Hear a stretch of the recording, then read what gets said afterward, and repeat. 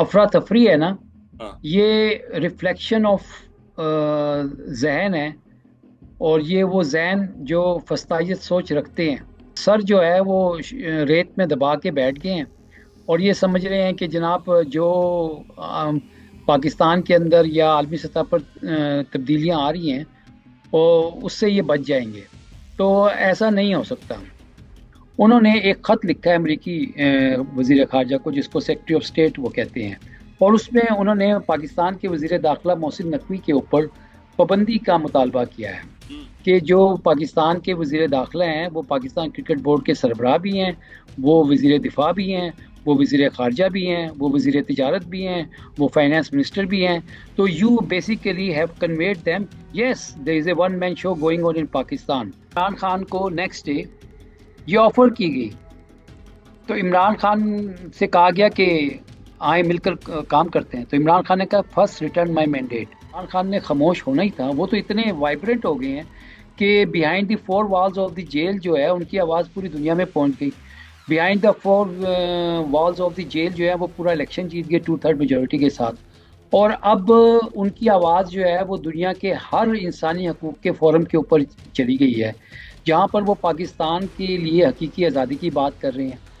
Pakistan peoples party की हालत ये है कि आज ये सहाफ़ियों के ऊपर जो कानून बनाया गया है इसके ऊपर खामोशी से वोटिंग करके, और उसके बाद मुनाफ्कत ये है कि शेर रहमान जाके सहाफ़ियों के साथ इदारे यकजहती का इजहार करती हैं। ये तो इनकी हालत है। ये इनको पता नहीं है कि ये फेक गवर्नमेंट है, इनको ये पता नहीं है कि ये सारा जाली मैंडेट है इनके पास। फॉर्म 47 की ये हुकूमत है। पूरी दुनिया इस चीज़ को जान चुकी है। तो आप पाबंदियों की बात कर रहे थे, तो पाबंदियां तो आएंगी और ऑलरेडी उन्होंने लगा दी हैं। अस्सलाम वालेकुम नाज़रीन, आप सियासत डॉट पीके देख रहे हैं। सौरभ बरकत आपसे मुखातिब है। पाकिस्तान के प्रोमिनेंट जर्नलिस्ट, एक बहुत बड़ी आवाज, इंपैक्टफुल आवाज, फखरुर रहमान साहब हमारे साथ मौजूद हैं। Sir, very much welcome. अस्सलाम वालेकुम। वालेकुम अस्सलाम। सर, पीका आ चुका है, पीका कवानीन और ये तरामीम लाई गई हैं। अब आप तो वैसे ही पहले महफूज नहीं थे, लेकिन अब बिल्कुल ही सर अवाम को भी वल्नरेबल कर दिया गया है। ये मकसद, ये जहनियत क्या है, मैं समझना चाह रहा हूं। ये क्रिमिनल मेंटेलिटी नहीं है? अच्छा देखें, ये जो अफरा तफरी है ना, हाँ। ये रिफ्लेक्शन ऑफ जहन है। और ये वो जहन जो फस्तायत सोच रखते हैं, ये उसकी अक्कासी कर रहा है। अब आप ये देखें कि ये इसी तरह से ही है कि दुनिया कहाँ से कहाँ जा रही है। और आप जिस तरह सुप्रीम कोर्ट में पिछले कुछ अरसे में कहा गया था कि जी अपना सर और शुतुरमुर्ग की तरह रेत में दबा दिया। तो ये सर जो है वो रेत में दबा के बैठ गए हैं और ये समझ रहे हैं कि जनाब जो पाकिस्तान के अंदर या आलमी सतह पर तब्दीलियां आ रही हैं और उससे ये बच जाएंगे। तो ऐसा नहीं हो सकता। सोशल मीडिया एक रेवोल्यूशन है और ये रेवोल्यूशन ऑफ थॉट्स है। रेवोल्यूशन ऑफ थॉट्स में जो सोचने की आज़ादी है, इज़हार राय की आज़ादी है, वो एक घुटन का शिकार थी एक अरसे से, और अब वो खुलकर सामने आ चुकी है। अब जिसको आप जमहूर कहते हैं वो आम शहरी है। आम शहरी के लिए जो भी मसला आता है, उसके पास अगर अब कोई फोरम नहीं है तो वो उसके पास एक सोशल मीडिया का फोरम है। वो अपना इजहार जो है, अपनी राय का इजहार उस पर कर सकता है। और उसको ये भी पता चल गया है कि पैगाम कैसे भेजना है। वो 1 मिनट में मोबाइल ऑन करता है, फेसबुक हो, व्हाट्सएप हो, एक्स हो या इंस्टाग्राम हो, वो फुटेज जो है वो वायरल हो जाती है। आप ये देखें कि मुझे अच्छी तरह से याद है कि जब पाकिस्तान में एक खौफनाक जल्जला आया था, तो उस वक़्त जो कोशिश ये थी कि वो लोग जो मलबे तले दबे हुए हैं, वो बच्चे जो मुजफ्फराबाद के स्कूलों में गए थे और टनों कंक्रीट की नीचे वो दबे हुए थे, उन तक मदद कैसे पहुंचाई जाए। तो ऐसे में अगर आप ये देखें कि सोशल मीडिया जो है वो उतना ही वाइब्रेंट होता जितना आज है उस वक़्त भी, तो बहुत सारी जानें जो थी ना वो बच सकती थी। मैंने खुद बालाकोट जाकर और दीगर जगहों पे जाकर उसकी कवरेज की, और पूरी दुनिया पाकिस्तान आ गई थी जान बचाने के लिए। अमरीकी शनूक हेलीकॉप्टर्स आ गए थे। तो आप आज ये किन लोगों को डर है सोशल मीडिया का? जो कौमी नेशनल मीडिया पे जबान बंदी कर चुके हैं, जो सिर्फ एक शख्स का नाम बैन करके बैठ गए हैं कि उसका नाम आपने लेना नहीं है, बानी आपने कहना है, इमरान खान आपने कहना है, ठीक है। और अब सूरत हाल ये आ गई है हाँ। कि सुप्रीम कोर्ट जो पाकिस्तान का सबसे बड़ा इदारा है अदलिया का, वहां से अगर कोई जज आइन और कानून की बात करता है तो उसके ऊपर भी कदगने आ रही हैं। वो आप देखें कि किस तरह सेंसरशिप जारी है, कि फैसला आता है, उसके ऊपर बहस मुबाइसे में असल जो नुकात हैं और जो जजेस के रिमार्क्स हैं उनको भी ओवर शेडो कर दिया जाता है। तो ये बिल्कुल शुतुरमुर्ग की तरह जाली हुकूमत जो है वो अपना ये सर रेत में ऐसा देकर बैठी है। ऐसे बैठ करता जो ये तो हम नॉर्थ कोरिया के अंदर देखा करते थे और सुना करते थे कि वहां पर बादशाह है, किम जोंग उन, उनकी फैमिली, उनका खानदान बर्दाश्त नहीं करता। आपने अपने तजिए में एक बातचीत की, उन्होंने कहा ये सोच रहे हैं आलमी पाबंदियों से बच जाएंगे। सर क्या इसी तरह की गुफ्तगू और भी प्रोमिनेंट साफी बातचीत कर रहे हैं, तो क्या आलमी पाबंदियां लगने वाली हैं?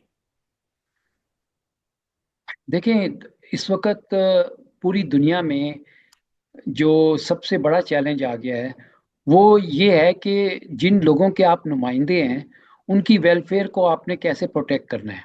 उनकी राइट्स, जो बुनियादी राइट्स जो हैं, चाहे वो हेल्थ हेल्थ के हों, एजुकेशन के हों, सोशल सिक्योरिटी के हों, इन सब को आपने कैसे प्रोटेक्ट करना है। इंडिपेंडेंस ऑफ जुडिशरी, या फिर इलेक्शंस में शफाफियत, या फिर जो टैक्स पेयर्स हैं उनके जो पैसे हैं उसका उनको हक अदा कैसे करना है।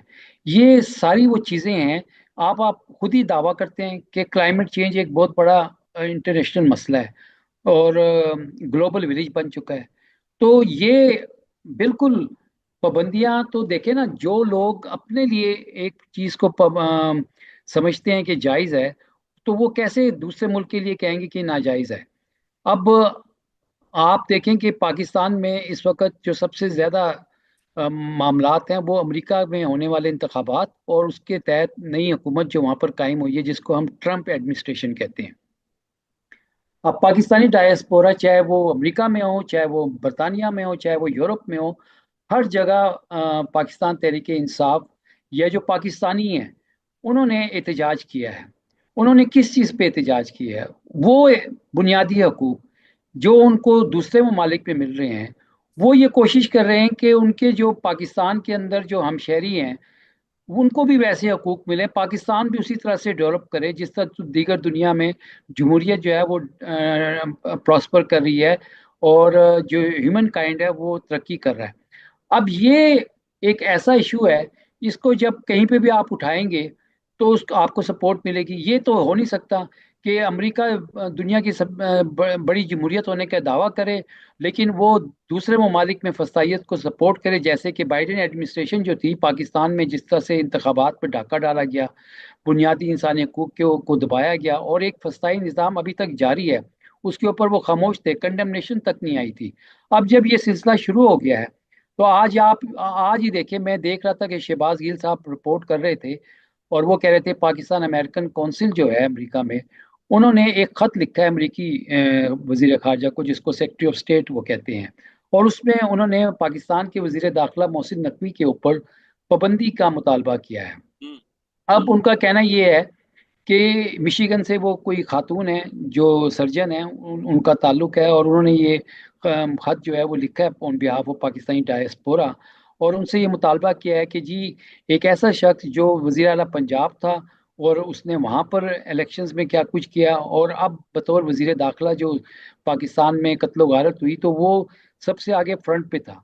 अब आपने क्या किया? आपने मोहसिन नकवी साहब को जो है अमेरिका भिजवा दिया और दफ्तर खारजा कहता है कि जी वो ज़ाती दौरे पे गए हैं, निजी दौरे पे गए हैं। वजीर दिफा कहते हैं कि जनाब उनको इल्म नहीं है, और पाकिस्तान के सफ़ीर जो हैं वो उनको एस्कॉर्ट कर रहे हैं।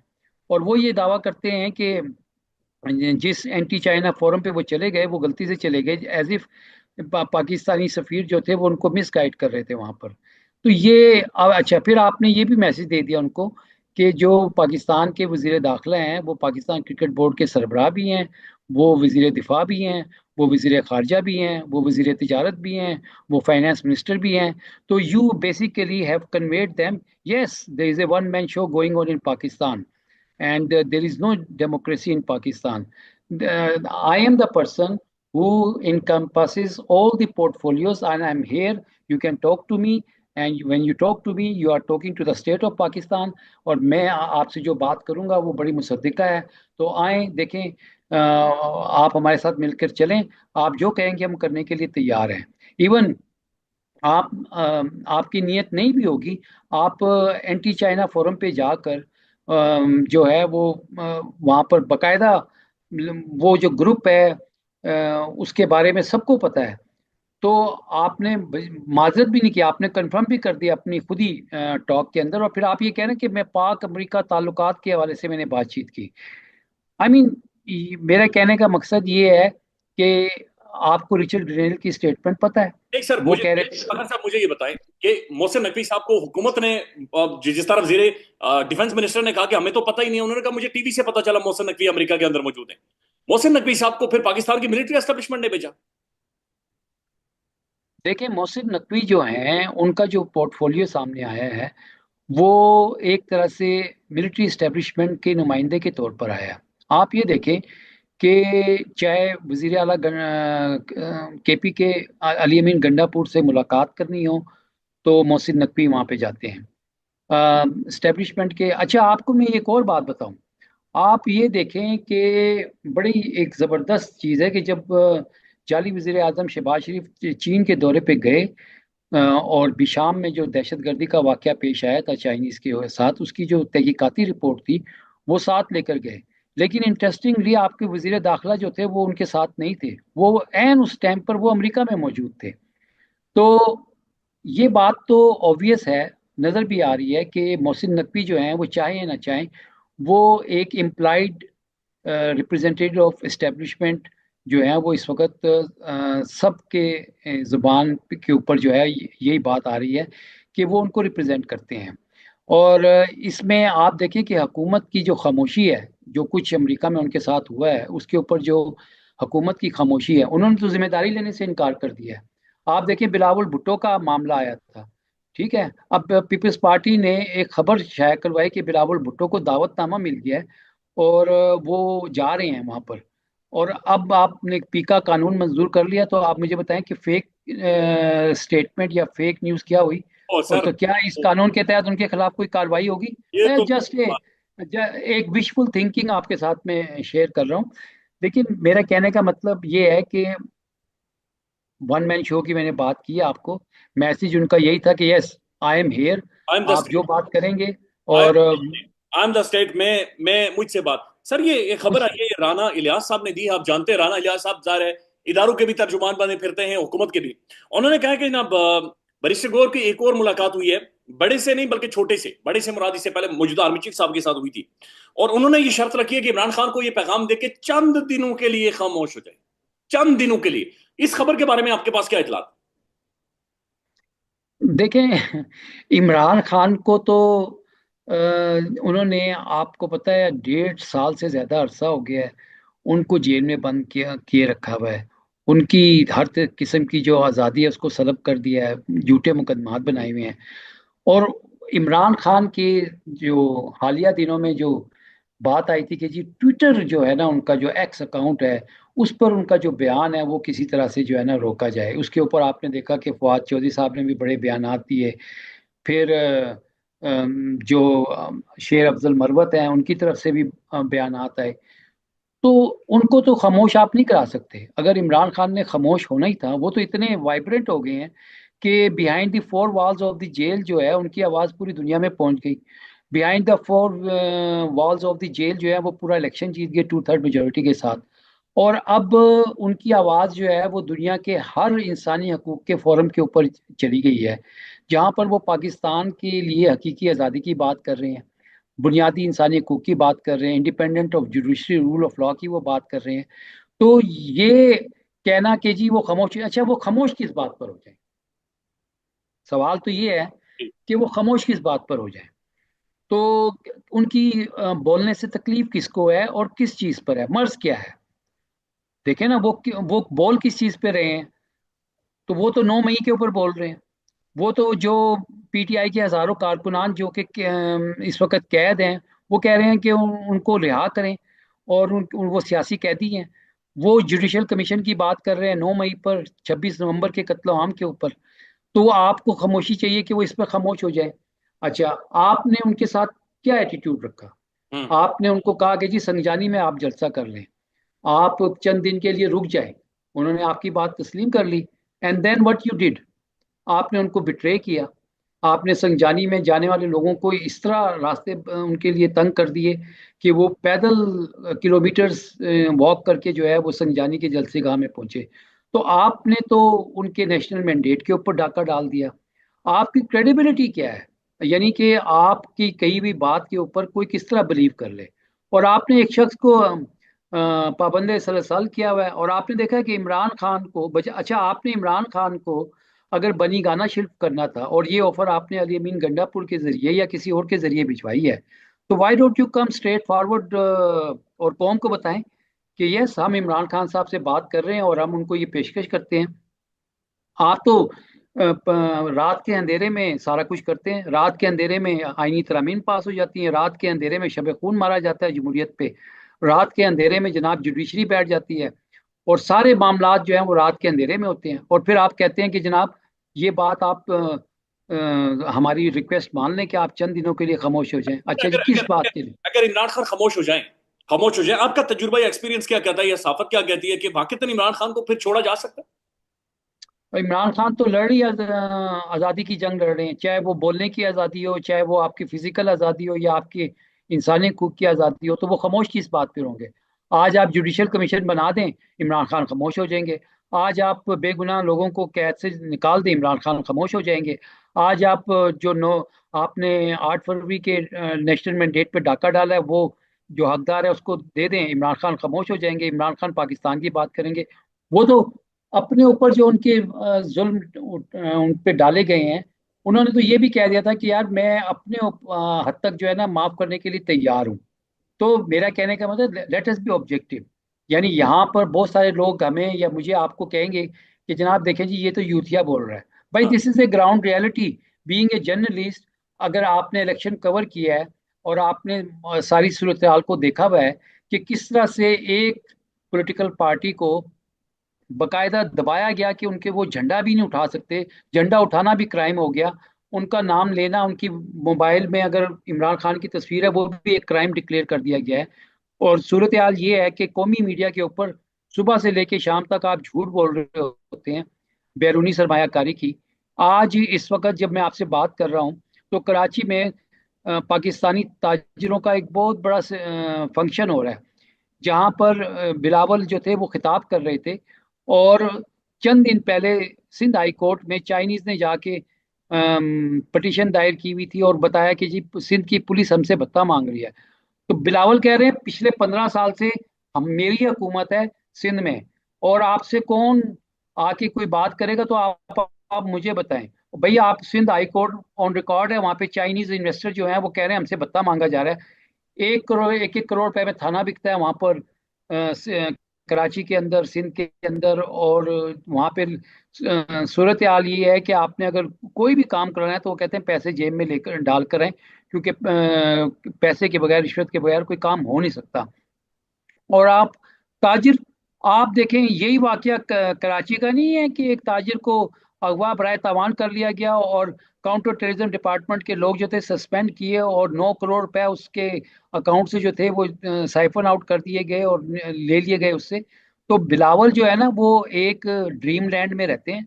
उनको ग्राउंड रियलिटी का या तो पता नहीं है या उनको कोई बताता नहीं है। वो आकर एक जनाब किसी तकरीब में आकर बेमाने खुसूसी के तौर पर खिताब शुरू कर देते हैं, जमहूरियत पे और इन्वेस्टमेंट पे लेक्चर शुरू कर देते हैं। पाकिस्तान पीपल्स पार्टी की हालत ये है कि आज ये सहाफ़ियों के ऊपर जो कानून बनाया गया है इसके ऊपर खामोशी से वोटिंग करके, और उसके बाद मुनाफकत ये है कि शेर रहमान जाके सहाफ़ियों के साथ इदारे यकजहती का इजहार करती हैं। ये तो इनकी हालत है।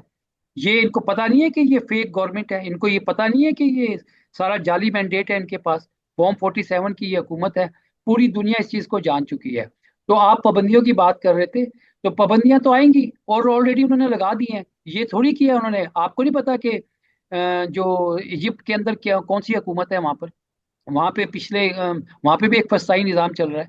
तो उन्होंने ओवरऑल एक 3 महीने के लिए पाबंदियां जो थी सेक्रेटरी ऑफ स्टेट ने अनाउंस कर दी है, जो वहां पर आए हैं उसमें पाकिस्तान भी शामिल है। और मजीद जो है इसके अंदर, अब अगर कोई इंडिविजुअल जो है वो किसी मुल्क के अंदर फसाई निज़ाम का जिम्मेदार है या इस सारी सूरत हाल का जिम्मेदार है, तो ऑब्वियसली आपने देखा कि कोलंबिया का मामला आया तो उन्होंने जनाब ट्रंप ने कहा अच्छा तुम्हारी ऐसी की तैसी, उसने उसी वक्त जनाब उसके ऊपर पाबंदियां लगा दी, सैंक्शन लगा दी, और वो फिर कोलंबिया को अपने शहरी वापस लेने पड़े। तो कहने का मेरा मकसद ये है कि ग्राउंड रियलिटी ये है कि आया you take on America head on, और you have to work with them.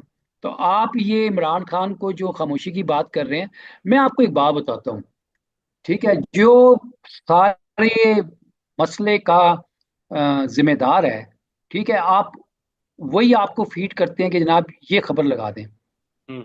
और भाई वो खुद आए ना सामने, ठीक है। आप देखें कि इमरान खान जो थे वो कमीशन कमीशन की बात करते रहे, फिर इमरान खान ने डायरेक्ट चार्जशीट कर दिया 9 मई के हवाले से।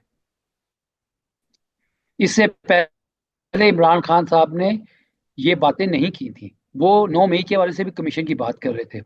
हालिया मीडिया से टॉक करते हुए उन्होंने, उनके हवाले से जो एक्स अकाउंट पे बयान आया उनका, उन्होंने कहा कि इसकी प्लानिंग भी इस्टेब्लिशमेंट ने की और इसको एग्जीक्यूट भी उन्होंने किया, और उनको पता था कि मुझे गिरफ्तार करेंगे तो उसका रद्द-ए-अमल आएगा। अब तो उन्होंने डायरेक्ट चार्जशीट कर दिया है। अब इसको आप कैसे इसको इस्टेब्लिश करेंगे? जाहिर है एक कमीशन बनेगा कि वो अपना मौक़िफ़ पेश करें, दूसरी साइड अपना मौक़िफ़ पेश करे, तभी हेड हो सकता है। अदरवाइज तो ये एलिगेशंस जो हैं वो दोनों तरफ से आती रहेंगी। बिल्कुल। तो कहने का मकसद ये है कि इमरान खान ने अगर खामोश होना होता, तो इमरान खान को तो खामोश होने के लिए उन्होंने ये कहा था कि अच्छा जी, आपको मैं बता रहा हूँ, शायद मैंने आपके प्रोग्राम में पहले भी ये बात कही थी, कि जिस दिन 8 फरवरी का इलेक्शन आया, उसका रिजल्ट आया शाम को, I was working with Al Jazeera English during the election days. तो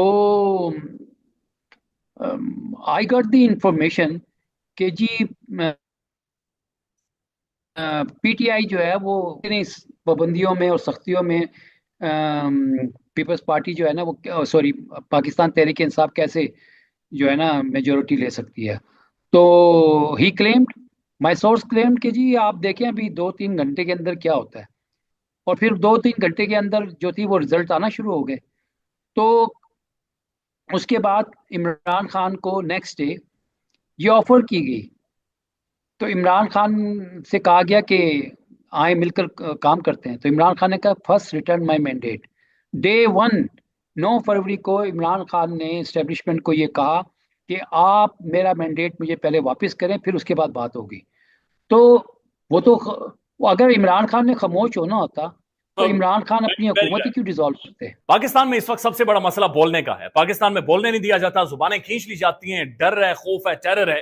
पाकिस्तान का मीडिया मुकम्मल तौर पर कंट्रोल्ड है, वेल मैनेज्ड है, एक मैसिव सेंसरशिप है। इसी तरह का दबाव पाकिस्तान में सियासत.pk भी फेस कर रहा है, जिसे पाकिस्तान भर में गुज़श्ता कई महीनों से मावरा आइन, मावरा कवानीन मुकम्मल तौर पर बंद कर दिया गया है, मुकम्मल तौर पर बैन कर दिया गया है। सियासत.pk की नशरियात को लिमिटेड करके पाकिस्तान में छोड़ दिया गया है। तमाम तर कानूनी मुआवज के ऊपर आवाज उठाई गई, दस्तक दी गई, लेकिन हर तरफ से खामोशी है, सन्नाटा है, कहीं पर कोई सुनवाई नहीं है, कोई सुनने को तैयार नहीं है। लेकिन इसका हल क्या है? क्या खामोश हो जाएं? क्या सवाल ना करें? क्या मालूमात आप तक ना पहुंचाएं? क्या इंफॉर्मेशन आप तक ना पहुंचाएं? मालूमात भी पहुंचेगी, इंफॉर्मेशन भी पहुंचेगी, सवाल भी उठेंगे, लेकिन अब आपने रोल प्ले करना है, आपने अपना किरदार अदा करना है। और छोटा सा एक प्रोसीजर है, प्रोसेस है, उसके बाद आप अपना किरदार अदा करें और हमारी मदद करें। पहले आपने यह करना है कि हमारे यूट्यूब चैनल को सब्सक्राइब करना है, उसके बाद ज्वाइन के बटन के ऊपर जाना है, क्लिक करके हमारा मेंबर बनना है। या फिर दूसरा ऑप्शन यह है कि आपने वीडियो की डिस्क्रिप्शन में जाना है, वहां पर पैट्रियन का लिंक मौजूद होगा, उस लिंक के ऊपर क्लिक करें और हमें सपोर्ट करें, हमारा हिस्सा बने, हमारी ताकत बने। ख्याल रखिएगा। अल्लाह हाफिज।